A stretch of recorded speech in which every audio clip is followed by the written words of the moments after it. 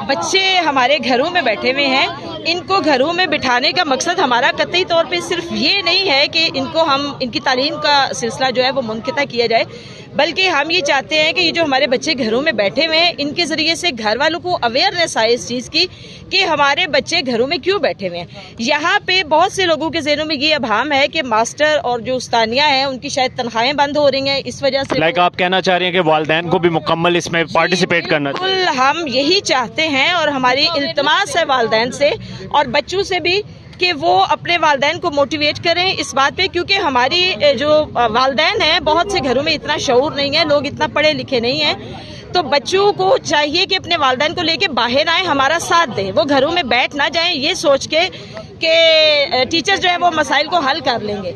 वो बच्चे असल में हमारी ताकत बच्चे हैं, क्योंकि फ्यूचर वो है हमारा वो फ्यूचर। और हम अपने लिए तो लड़ नहीं रहे, हम तो अपनी जिंदगी जी चुके।